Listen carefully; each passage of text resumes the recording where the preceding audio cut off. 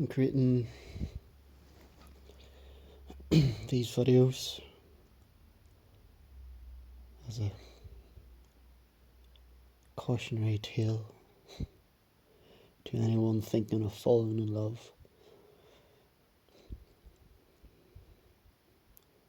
but also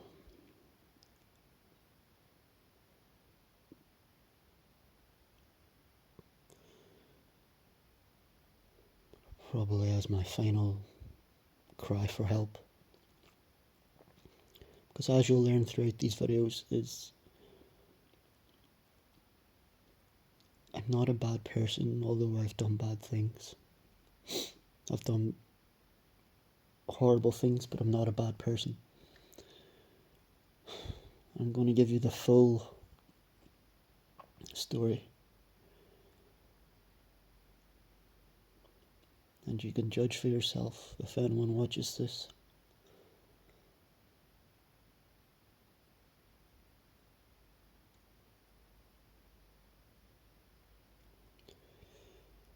So, this story starts back on December 17th, 2020. I get a Bumble notification on my phone to say that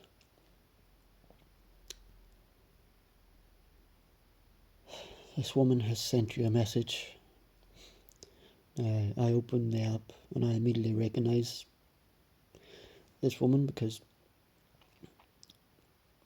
it was unusual to see a woman who was at that time 48 years old looking for men in their 20s. You do see it sometimes, but it's unusual to see them that age and looking so well as well. And she was very pretty, gorgeous in fact, and I remember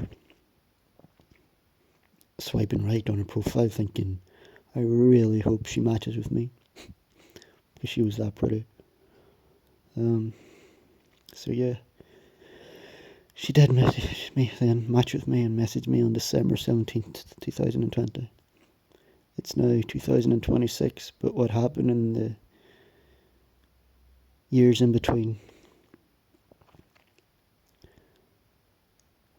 everything took a quick downturn, because December 17th was the day my life was ruined. I didn't know it yet, but her coming into my life was the end of me. It was the end of me. This story involves prison, it involves convictions, it involves an almost successful suicide attempt. So yeah, I hope you listen to all the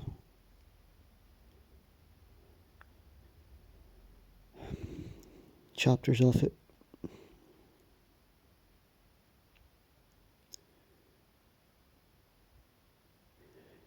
I'll go into detail about everything that I did to her, everything that I did wrong.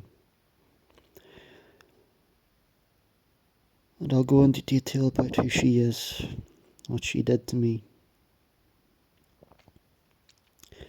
So, at the time, I was in my late 20s, and this woman was 48 years old. She's now 53 years old. And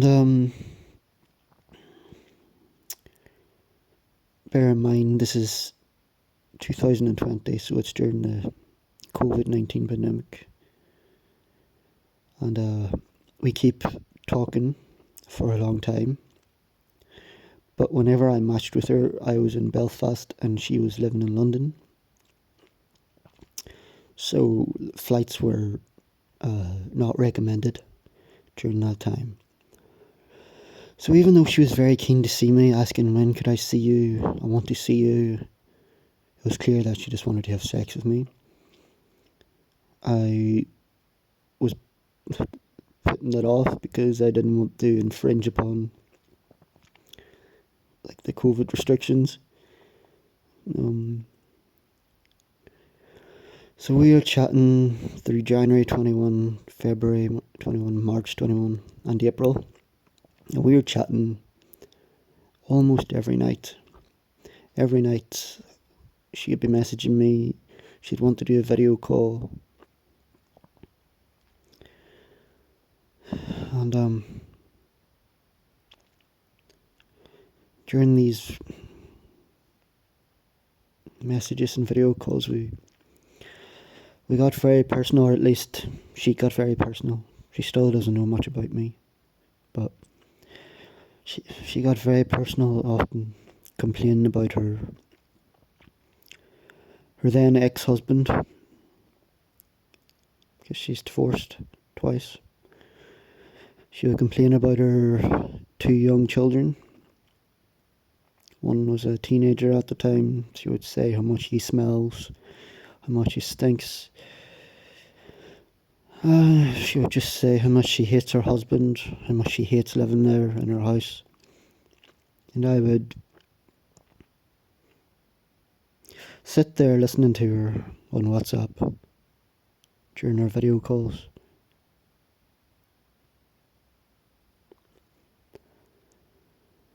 And I couldn't believe I was hearing someone talk about their own family the way she was. The things she would say about her own children were quite horrible, especially to a complete stranger who she'd never actually met in person before. But that's what she did. This is just a starter episode. I'm going to keep these videos short.